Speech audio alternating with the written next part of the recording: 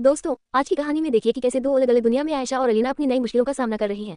एक तरफ नॉवल की दुनिया में कंपनी को डूबने से बचाने की कश्मकश है, तो दूसरी तरफ असली दुनिया में अचानक आए संकट का सामना करने की चुनौती। चलिए शुरू करते हैं चैप्टर 16 से 20 की यह पूरी कहानी। ओपन बुक चैप्टर 16, अनकही संकट और बदलती तकदीर। पूरी क्लास में एक पल के लिए जैसे सन्नाटा छा गया था। जो बच्चे आपस में फुसफुसा रहे थे, वो भी चुप होकर तनीषा को देखने लगे। अचानक मिली इस अटेंशन ने तनीषा के ईगो को बुरी तरह चोट पहुंचाई। उसका चेहरा गुस्से से लाल हो गया और उसने चिढ़कर सीधे अरहम पर बैकफायर किया। उसने कहा, अरहम मलिक, तुम हर बार इसके मामलों में अपनी टांग क्यों उड़ाने आ जाते हो? क्या तुम इसकी बॉडीगार्ड बन गए हो जो तुम्हें हर बात में बीच में कूदना पड़ता है? तनीषा का ये तीखा वार सीधा अरहम पर था। आयशा ने देखा कि उसकी वजह से अरहम को पूरी क्लास के सामने सुनना पड़ रहा है। अरहम का उसके लिए खड़ा होना आयशा के अंदर एक नई हिम्मत फूंक गया। उसने गहरी सांस ली, अपने हाथों की कपकपी को रोका और अलीना की उसी पुरानी बेबाक आवाज में सीधे तनीषा की आंखों में आंखें डालकर जवाब दिया, तनीषा, मेरा प्रोजेक्ट कैसा भी हो, तुम अपने प्रोजेक्ट पर ध्यान दो। आयशा के मुंह से निकला ये दो टूक और कड़क जवाब सुनकर तनीषा का चेहरा गुस्से से तमतमा गया। अलीना का ये पुराना बेबाक अंदाज देखकर तनीषा को समझ आ गया कि उसका दांव उल्टा पड़ चुका है। क्लास के सामने अपनी बात करती देख वह बुरी तरह चिढ़ गई और गुस्से में पैर पटकती हुई बड़बड़ाते हुए अपनी सीट की तरफ चली गई। तनीषा के जाते ही आयशा ने एक राहत की सांस ली। उसके दिल की धड़कनें अभी भी बहुत तेज थी। तनीषा के जाते ही क्लास के दरवाजे पर भारी कदमों की आवाज सुनाई दी और प्रोफेसर ने क्लासरूम में एंट्री की। उनके आते ही पूरी क्लास में एकदम शांति छा गई। प्रोफेसर ने पोडियम पर आकर सीधे अलीना आयशा के प्रोजेक्ट को हाथ में लिया।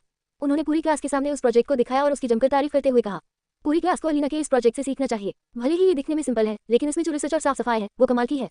प्रोफेसर के मुंह से ये तारीफ सुनकर आयशा का दिल खुशी से झूम उठा। उसका खोया हुआ कॉन्फिडेंस वापस आ गया था। लेक्चर खत्म होते ही वो खुशी खुशी अपने दोस्तों के पास गई।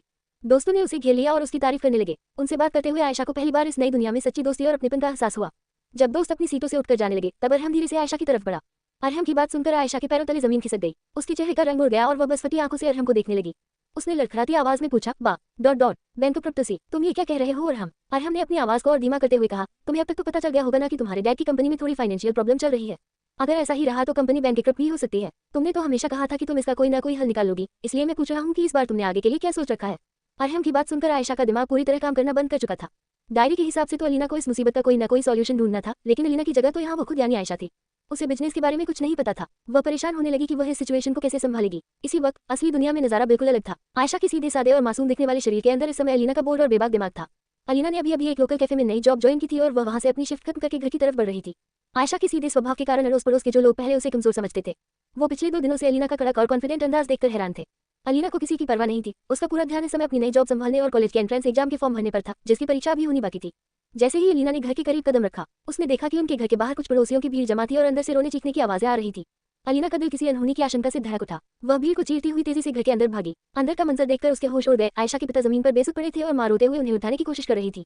अचानक तबीयत बिगड़ने की वजह से उनके पिता को दिल का दौरा पड़ा था। एक तरफ नॉवल वर्ल्ड में आयशा के सामने खड़ी थी कंपनी की फाइनेंशियल प्रॉब्लम, तो दूसरी तरफ असली दुनिया में अचानक पिता की तबीयत खराब हो गई थी।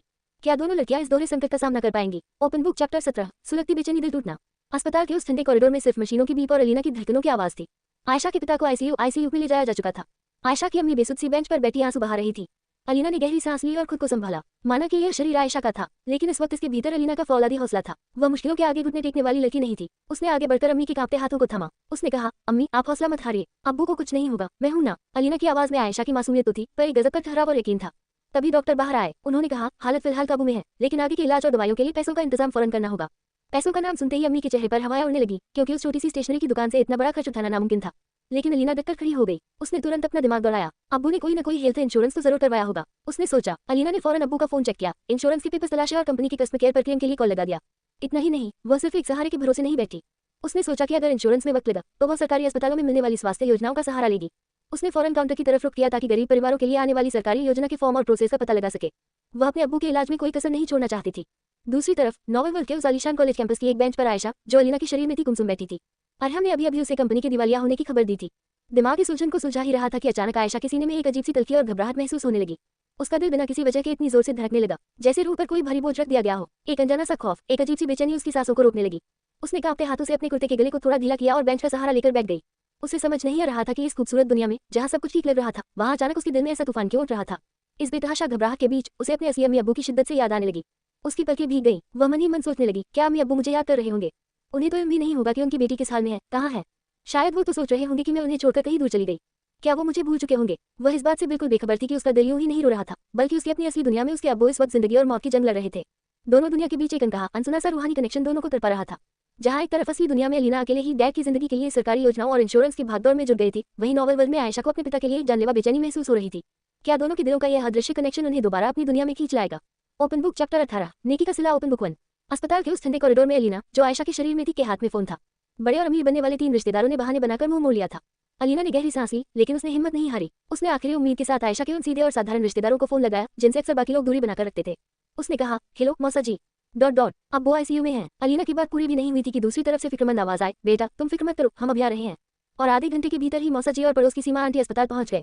भले ही वो लोग फाइनेंशियली इतने अमीर नहीं थे, लेकिन इस मुसीबत की घड़ी में वो अलीना और उसकी अम्मी के साथ कंधे से कंधा मिलाकर खड़े हो गए। उनकी मौजूदगी ने वहां एक ढांढस बांध दिया। बेंच पर बैठी अम्मी पिछले 2-3 दिनों से अपनी बेटी के भीतर आए इस बड़े बदलाव को देख रही थी। पहले तो उन्हें शक हो रहा था कि उनकी बेटी अचानक इतनी अलग कैसे बर्ताव कर रही है, लेकिन आज इस मुसीबत के सामने उसका हौसला देखकर उन्हें यकीन हो गया। अम्मी ने भीगी आंखों से उसे देखा और मन ही मन सोचने लगी, मेरी बेटी जो कल तक इतनी कमजोर, डरपोक और किसी से बात न करने वाली लड़की थी, आज वो अपने माँ बाप का सहारा उठाने की काबिल बन गई है। मुझे अब वाकई यकीन हो गया है कि मेरी बेटी सचमुच बदल गई है, वो मैच्योर हो गई है। एक माँ का दिल इस दुख में भी अपनी बेटी के लिए गर्व से भर गया। इसी बीच अलीना ने डॉक्टर से बात की। हालत गंभीर थी और पैसों का इंतजाम तुरंत करना था। अलीना के पास 3 रास्ते थे, इंश्योरेंस जो रिजेक्ट हो चुका था, सरकारी योजना जिसमें 2-3 दिन का वक्त लगना था, और खुद का जुगाड़। अलीना ने मन ही मन सोचा, मुझे नहीं पता मैं कौन हूँ, लेकिन इन पेरेंट्स ने मुझे जो प्यार दिया है, मुझे उसका रिटर्न उतारना ही होगा। तभी आईसीयू के दरवाजे से एक सीनियर डॉक्टर बाहर निकले। वो इस बड़े अस्पताल के जाने माने सर्जन थे। जैसे ही अलीना की नजर उनके चेहरे पर पड़ी, आयशा की यादों का एक धुंधला सा पन्ना उसके दिमाग में खुल गया।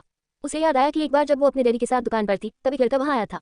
उसे पढ़ाई के लिए कीमती किताबों की सख्त जरूरत थी, पर उसके पास पैसे नहीं थे। आयशा ने अपने डैड से कहकर वो किताबें उसे फ्री में दिलवा दी थी। उस वक्त उसकी मम्मी इस बात पर गुस्सा भी हुई थी, पर डैड ने आयशा की पीठ थपथपाई थी।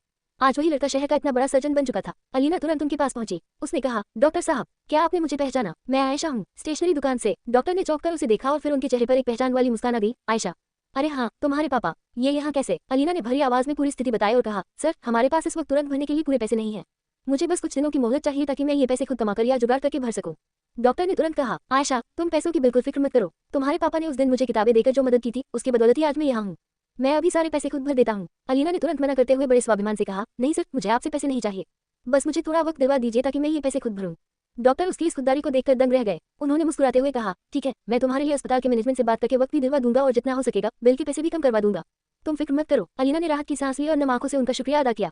दूसरी तरफ नोवेल के उस आलीशान कॉलेज के कॉरिडोर की एक शांत खिड़की के पास आयशा, जो अलीना के शरीर में थी, खड़ी थी। उसका दिल अपनी असली दुनिया के माता पिता की याद में बुरी तरह तड़प रहा था। उसे रह रहकर अपने अब्बू और अम्मी की पुरानी बातें याद आ रही थी।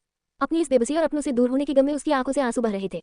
तभी अरहम उसके करीब आया। उसने अलीना को इस तरह रोते हुए कभी नहीं देखा था। अलीना का मिजाज हमेशा सख्त, कड़क और खुददार था, जो कभी किसी के सामने कमजोर नहीं पड़ती थी। अरहम कुछ दूरी पर रुक गया। वह उसे बेहद फिक्र और कश्मकश से देख रहा था। उसके दिमाग में बस एक ही सवाल घूम रहा था, मैंने इसे कभी इतना परेशान नहीं देखा। आखिर आज अलीना को हुआ क्या है? यह इस तरह रो क्यों रही है? बिना कुछ बोले अरहम बस दूर से उसकी इस खामोश तरफ और आंसुओं को देखता रह गया। जहाँ एक तरफ असली दुनिया में आयशा के पुराने अच्छे कर्मों ने डॉक्टर के रूप में अलीना को एक बड़ी राहत दिला दी थी, वहीं नोवेल वर्ल्ड में आयशा के इन आंसुओं ने अरहम के दिल में एक बड़ा तूफान खड़ा कर दिया था। क्या अरहम अलीना के इस बदले हुए रूप का राज जान पाएगा? ओपन बुक चैप्टर 19, टूटता हौसला, नई शुरुआत घर। कॉलेज कैंपस की उस सुनसान बेंच से उठकर आयशा, जो अलीना के शरीर में थी, ने अपने कदम घर की तरफ बढ़ा दिए। पूरे रास्ते उसकी स्कूटी के पीछे अरहम की बाइक चलती रही। अरहम की नजरें लगातार उस पर जमी थी। वह अलीना के इस अचानक बदले हुए, खामोश और उखड़े हुए मिजाज की तह तक जाना चाहता था, लेकिन आयशा इस वक्त खुद को संभालने की जद्दोजहद में थी। घर पहुंचते ही वह अरहम की तरफ देखे बिना सीधे अंदर दाखिल हो गई। हॉल में उसके पेरेंट्स बैठे थे, जो किसी बेहद गंभीर मसले पर आपस में धीमी आवाज में मशवरा कर रहे थे। उनके चेहरों की शिकन देखकर आयशा के दिल का बोझ और बढ़ गया। वह उन्हें बिना डिस्टर्ब किए चुपचाप ऊपर अपने कमरे में चली गई। कमरे का दरवाजा बंद करते ही जैसे उसकी बची कुची हिम्मत ने जवाब दे दिया। वह फर्श पर बैठ गई और घुटनों में सिर छिपाकर फूट फूट कर रो पड़ी। इस अजनबी दुनिया का खौफ, अपने असली अम्मी अब्बू की याद और ये तन्हाई उसे अंदर से खोखला कर रही थी। वह काफी देर तक उस बंद कमरे के सन्नाटे में खुद को बिखरा हुआ महसूस करती रही, पर फिर रोते रोते उसकी निगाहें कमरे की दीवारों पर टिक गई। वहां सलीके से सजी किताबें और अलीना की पुरानी अचीवमेंट्स देखकर उसके भीतर की खुददारी ने एक करवट ली। उसने अपने आंसू पोंछे और गहरी सांस ली। उसने खुद से कहा, नहीं आयशा, इस जिंदगी को तूने खुद चुना था, अब इस तरह घुटने टेक कर नहीं बैठ सकती। भले ही तू बिजनेस के फाइनेंशियल दांव पेंच नहीं जानती, पर इस नॉवल की पूरी दुनिया से तू वाकिफ है। तुझे उठना होगा, अपने पेरेंट्स के लिए रास्ता ढूंढना होगा। जब वह इस मजबूत इरादे के साथ कमरे से बाहर आई, तो उसका लहरा बदल चुका था। बाहर अरहम अब भी मौजूद था। उसने आगे बढ़कर बेहद संजीदगी से कहा, अलीना, हम दोनों मिलकर तुम्हारी कंपनी की फाइनेंशियल हालत की एक मुकम्मल रिपोर्ट बनाएंगे। हम पहला कदम यह उठा सकते हैं कि बैंक से लोन के लिए बात करें या दूसरी बड़ी कंपनियों को कोई अच्छी डील ऑफर करें। आयशा ने उसका साथ देते हुए कहा, हाँ, ये तरीका सही रहेगा। पर तभी उसने पूछा, अरहम, क्या तुम्हारे डैड हमारी कुछ मदद कर सकते हैं? अरहम ने एक फीकी मुस्कान के साथ जवाब दिया, अलीना, मेरे डैड तुम्हारे डैड की मदद नहीं करेंगे। तुम्हें तो पता ही है कि उन दोनों के बीच कितनी पुरानी दुश्मनी है। अरहम की बात सुनकर आयशा ने चुपचाप एक ठंडी सांस ली। उसे याद आया कि ये दुश्मनी खुद उसकी अपनी कलम की लिखी हुई थी। पर इस बातचीत के दौरान उसे अरहम के लिए एक गहरा आभार महसूस हुआ। भले ही उनके डैड के बीच इतनी कड़वाहट थी, लेकिन अरहम कितनी वफादारी से उसकी दोस्ती निभा रहा था, उसके पेरेंट्स की इज्जत करता था। इस साफ सुथरी दोस्ती ने आयशा के दिल को एक बड़ा हौसला दे दिया और उसने ठान लिया कि वो इन दोनों का झगड़ा खत्म करवा कर रहेगी। क्या आयशा अपनी इस अनोखी जिद से दोनों परिवारों की सालों पुरानी दुश्मनी को खत्म कर पाएगी, या फिर अरहम के डैड का गुस्सा उनकी इस दोस्ती को भी बिखेर देगा? ओपन बुक चैप्टर 20, पहली मुलाकात, पहली बहस, हाई वोल्टेज। असली दुनिया के अस्पताल में अलीना, जो आयशा के शरीर में थी, ने अपनी सूझबूझ से 3 दिन की मोहलत तो ले ली थी, पर उसे जल्द से जल्द बाकी रकम का इंतजाम करना था। एक मामूली काम तो उसने शुरू कर दिया था, पर वह इंटरनेट पर लगातार कोई दूसरा पार्ट टाइम काम भी ढूंढ रही थी। तभी उसे ऑनलाइन एक ट्यूटर की जॉब की डिटेल मिली, जिसमें पैसे काफी अच्छे थे। उसने बिना वक्त गंवाए तुरंत हाँ कर दी। अगली शाम जब अलीना बताए गए पते पर पहुंची, तो वह एक मिडिल हाई क्लास फैमिली का घर था। वो ड्राइंग रूम में बैठी ही थी कि तभी सामने से वो लड़का कमरे में दाखिल हुआ। उसे देखते ही अलीना के मन में एक गहरी चिढ़ उमड़ आई।